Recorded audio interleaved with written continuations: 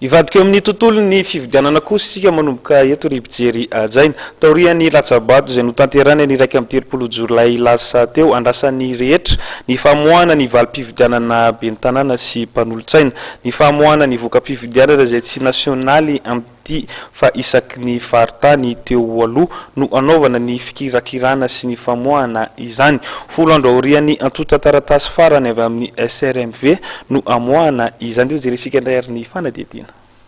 Rampitso manomboka amin'ny 10 ora maraina no amoahana ny vokatra vonjimaika amin'ny fifidianana ben'ny tanàna ho an'ny faritan'Antananarivo araka nambarany teo anivon'ny Senito.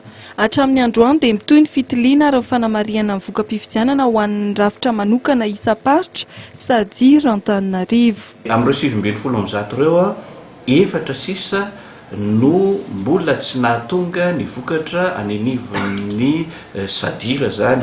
Zany hoe efa nahangona ny vokatra saingy mbola ny vokatra teo anivon'ny SRMV tamin'ny andro ny fifidianana sy ny andro nanaraka ny fifidianana ihany zany. Ireo distrika efatra ireo dia ny distrika Mananjary sy Nosovarika any amin'ny faritra Vatovavy Fitovinany amin'ny faritany Fianarantsoa zany, ary ny distrika ny Maroantsetra amin'ny faritra Nalanjirofo any amin'ny faritany Toamasina.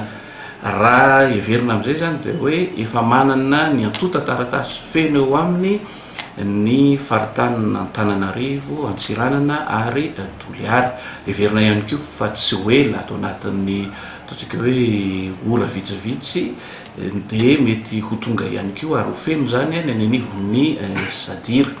Dikan'izay zany hoe ny sadira amin'izao fotoana dia manana voka-pifidianana avy amina distrika 510 ka ireo 510 ireo dia 370 no efa vita fitsirihana sy fanamariana ilay antsoina hoe résultat validé, izay efa miandry fotsiny zany ny fanonona azy amin'ny fomba ofisialy. Vokatra vonjimaika io, zay mila mitsipihana hatrany.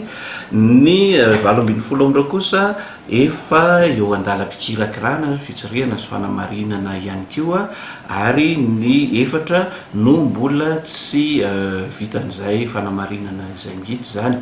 Raha ny zava-misy manerana nosy distrika efatra amin'ny 720 na tonga ny vokatra eny anivon'ny faritra manokana isa-paritra na ny sadira. Ho an'ny eto Antananarivo kosa, satria eto amin'ny foibe toeran'ny Senita eto Laroby no miasa ireo ny sadira zany ho an'ny Antananarivo, dia eto no amoahana Rampitso maraina amin'ny 10 ny voka-pifidianana ho an'ny faritany Antananarivo.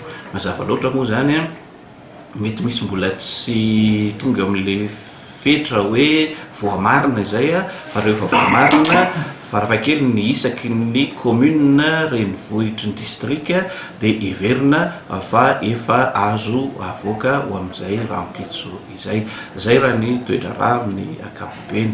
Ny mariako averina ihany zany dia zay le hoe isam-paritany any amin'ny rafitra manokana misahana ny fikirakirana voka-pifidianana io na izay sadira zay no mamoaka ny vokatra.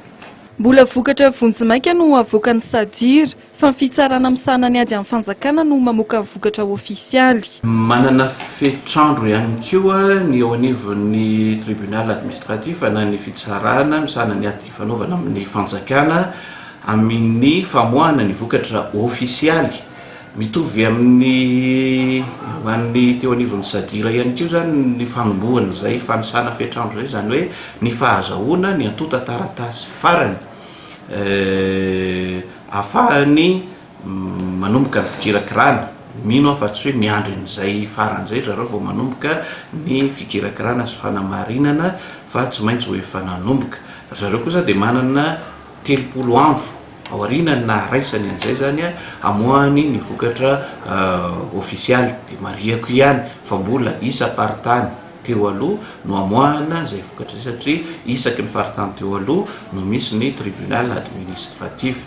Ao anatin'izay fotoana izay ihany koa ankoatra fikirakirana ny fanamarinana ny voka-pifidianana no andinian'izy ireo fitarainana samihafa. Mariana fa tapitra ny maraina teo tamin'ny nora ny fepitona 10 andro nomena amin'ny mpifidy na kandida ametrahana amin'ny fitarainana mikasika ny fifidianana be ny tanàna sy mpanolontsaina.